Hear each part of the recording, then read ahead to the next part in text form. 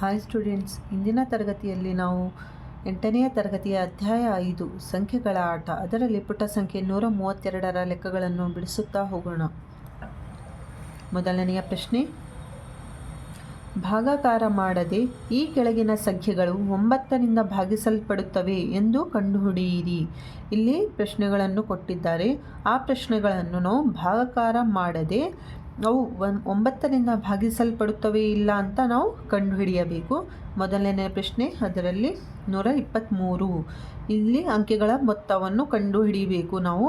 1 + 2 + 3, 1 + 2 3, 3 + 3 6. ಈಗ ನೋಡ್ರಿ, 6ಅನ್ನು ನಾವು 9ರಿಂದ ಭಾಗಿಸಲಾಗದ ಕಾರಣ 9ರ ಮಧ್ಯೆಯಲ್ಲಿ 6 ಬರುವುದಿಲ್ಲ ರೀ. ಆದ್ದರಿಂದ ಇದು 6 ಎಂಬುದು 9ರಿಂದ ಭಾಗ ಹೋಗುವುದಿಲ್ಲ. ಆದ್ದರಿಂದ 123 9ರಿಂದ ಭಾಗಿಸಲಾಗುವುದಿಲ್ಲ. 9ರಿಂದ ನಾವು 6ಅನ್ನು ಭಾಗಿಸಲಾಗುವುದಿಲ್ಲ. ಆದ್ದರಿಂದ ನಾವು 123 ಇದು 9ರಿಂದ ಭಾಗ ಹೋಗುವುದಿಲ್ಲ. ಎರಡನೆಯ ಪ್ರಶ್ನೆ, 405 ಅಂಕೆಗಳ ಮೊತ್ತ 4 + 0 + 5. 4 + 5 9. 9ಅನ್ನು ನಾವು 9ರಿಂದ ಭಾಗಾಕಾರ ಮಾಡ್ಬೋದು. 9 ಒಂದಲೇ 9.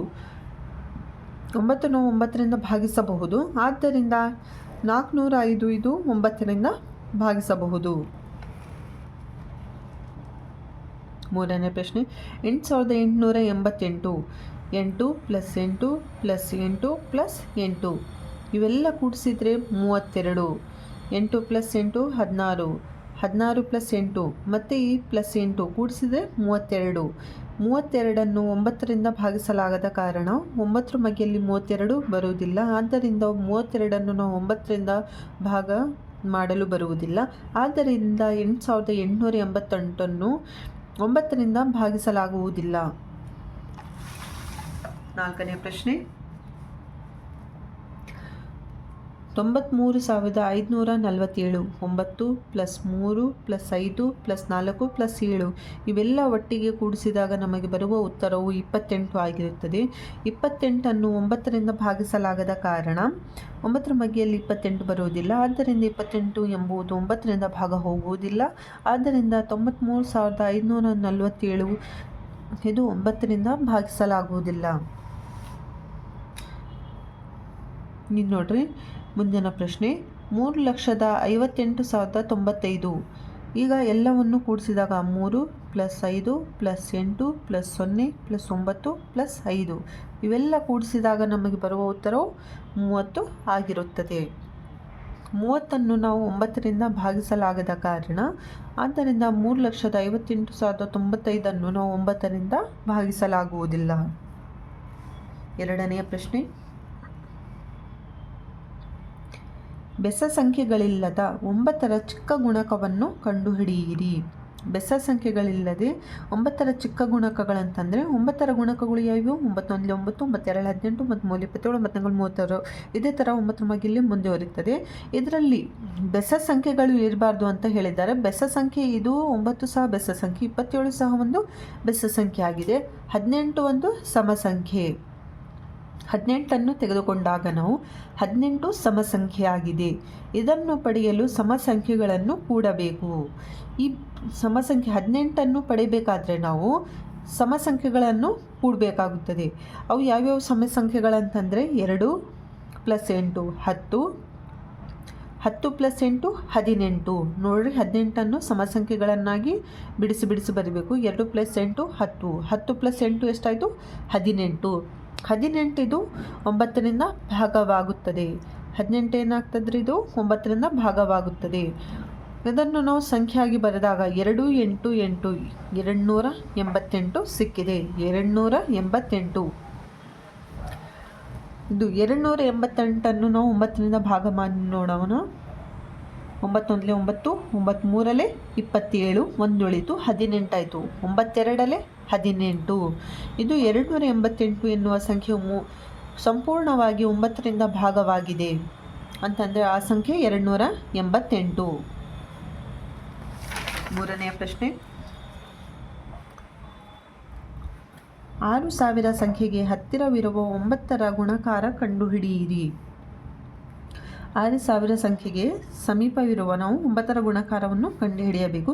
6000ವನ್ನು 9ರಿಂದ ಡಿವೈಡ್ ಮಾಡಿದಾಗ, 9ರಿಂದ ಭಾಗಿಸಿದಾಗ ನಮಗೆ ಉತ್ತರವು 666 ಬರುತ್ತದೆ. ಈಗ 666ಕ್ಕೆ ನಾವು 9ರಿಂದ ಗುಣಿಸಿ ನೋಡಬೇಕು. 9ರ ಹತ್ತಿರದ ಗುಣಾಕಾರಗಳು ಅಂತಂದರೆ 6000 ಸಂಖ್ಯೆಗೆ ಹತ್ತಿರವಿರುವ 9ರ ಗುಣಾಕಾರಗಳು ಅಂತಂದರೆ 666 ಇಂಟು 9 ಗುಣಿಸಿದರೆ 666 ಇಂಟು 9 ಗುಣಿಸಿದರೆ 5994 ಬರುತ್ತದೆ. ಇದು 6000ಕ್ಕಿಂತ ಚಿಕ್ಕದಾದ ಗುಣಕ. ನೀವು ನೋಡಬಹುದು 5994 ಇದು 6000ಕ್ಕಿಂತ ಕಡಿಮೆ ಇರುವ ಸಂಖ್ಯೆ. ಆದ್ದರಿಂದ 6000ಕ್ಕಿಂತ ಚಿಕ್ಕದಾದ ಗುಣಕ. ಮತ್ತು 666 ಅಂದಮೇಲೆ 667ಅನ್ನು 9ರಿಂದ ಗುಣಿಸ್ರಿ, ಆಗ ಉತ್ತರವು 6003 ಬರುತ್ತದೆ. ಇದು 6000ಕ್ಕಿಂತ ದೊಡ್ಡದಾದ ಗುಣಕ. 6000ಕ್ಕಿಂತ 6003 ದೊಡ್ಡದಾದ ಗುಣಕವಾಗಿದೆ. ಈಗ ನಾವು 6000ದಲ್ಲಿ ಈ ಕೊಟ್ಟಿರುವ 6000ದಲ್ಲಿ 5994 ಕಳಿಬೇಕು. 6000ದಲ್ಲಿ 5994 ಕಳೆದರೆ 6000ರಲ್ಲಿ 594 ಕಳೆದರೆ ವ್ಯತ್ಯಾಸವು 6 ಆಗಿದೆ. 6003ರಲ್ಲಿ ಈ 6003ರಲ್ಲಿ ಈ 6000ವನ್ನು 6003ರಲ್ಲಿ 6000ನ್ನು ಕಳೆದರೆ 3 ಅಂತಂದರೆ ಇದರಲ್ಲಿ ನೋಡ್ರಿ ವ್ಯತ್ಯಾಸ ಇದು 3 ಆಗಿದೆ. ಮತ್ತು ಇದರ ವ್ಯತ್ಯಾಸ ಎಷ್ಟಾಗಿದೆ? 6 ಆಗಿದೆ. ಅಂತಂದರೆ ವ್ಯತ್ಯಾಸ ಯಾವುದು ಕಡಿಮೆ ಇದೆ? 3 ಅನ್ನುವುದು ಕಡಿಮೆ ಇದೆ. ಅಂತಂದರೆ 6003. 6000ಕ್ಕೆ ಹತ್ತಿರವಿರುವ 9ರ ಗುಣಾಕಾರವು 6003 ಆಗಿದೆ. ಈಗ 4ನೆಯ ಪ್ರಶ್ನೆ.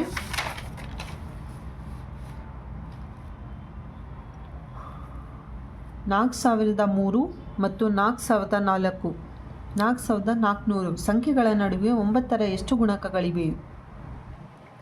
4003ಕ್ಕಿಂತ ದೊಡ್ಡದಾದ 9ರ ಮೊದಲ ಗುಣಕ ಅಂತಂದರೆ 9 × 478. ಈ ಸಂಖ್ಯೆಯನ್ನು 478ಅನ್ನು 9ರಿಂದ ಗುಣಿಸಿದಾಗ 4302 ಬರುತ್ತದೆ. ಅದೇ 4400ಕ್ಕಿಂತ ಕಡಿಮೆ ಇರುವ 9ರ ಕೊನೆಯ ಗುಣಕ ಅಂತಂದರೆ 9 × 488. ಅದರ ಉತ್ತರವು 4392 ಬರುತ್ತದೆ. ಏನಿಲ್ಲ ನೋಡ್ರಿ, 4003ಕ್ಕಿಂತ ದೊಡ್ಡದಾದ 9ರ ಮೊದಲ ಗುಣಕವನ್ನು ತಗೋಬೇಕು ನಾವು. ಅಂತಂದರೆ 478ಅನ್ನು 9ರಿಂದ ಗುಣಿಸಿದಾಗ 4302. 4003ಕ್ಕಿಂತ ಜಾಸ್ತಿ ಬಂದಿದೆ, ದೊಡ್ಡದಾಗಿದೆ. 4003ಕ್ಕಿಂತ 4302 ದೊಡ್ಡದಾದ ಗುಣಕ. ಮತ್ತು ಇದರಲ್ಲಿ 4400ಕ್ಕಿಂತ ಕಡಿಮೆ ಇರಬೇಕು. 4400ಕ್ಕಿಂತ ಕಡಿಮೆ ಇರುವ 9ನೇ ಗುಣಕ ಅಂತಂದರೆ 9 × 488ರಿಂದ ಗುಣಿಸಿದಾಗ 4392 ಬರುತ್ತದೆ. 4400ಕ್ಕಿಂತ ಇದು 432 ಚಿಕ್ಕದಾದ ಸಂಖ್ಯೆಯಾಗಿದೆ. ಒಟ್ಟು ಗುಣಕಗಳ ಸಂಖ್ಯೆಗಳನ್ನು ಈಗ ನಾವು ಕಂಡುಹಿಡಿಯಬೇಕು. ಯಾವ ಥರ ಅಂತಂದರೆ ಇಲ್ಲಿ 488ರಲ್ಲಿ 478ಅನ್ನು ಕಳಿಬೇಕು. ನೋಡ್ರಿ, ಒಟ್ಟು ಗುಣಕಗಳ ಸಂಖ್ಯೆ = 488 - 478. ಈಗ +1 ಅನ್ನು ನಾವು ಕೂಡಿಸಬೇಕು. 488ರಲ್ಲಿ 478ಅನ್ನು ಕಳೆದಾಗ ಅದು ಉತ್ತರವು 10 ಆಗಿರುತ್ತದೆ. 10 + 1 ಎಷ್ಟಾಗಿರ್ತದ್ರಿ? ಅದು 11. ಅಂತಂದರೆ 4300 ಮತ್ತು 4400 ಸಂಖ್ಯೆಗಳ ನಡುವೆ 11 ಗುಣಕಗಳಿವೆ.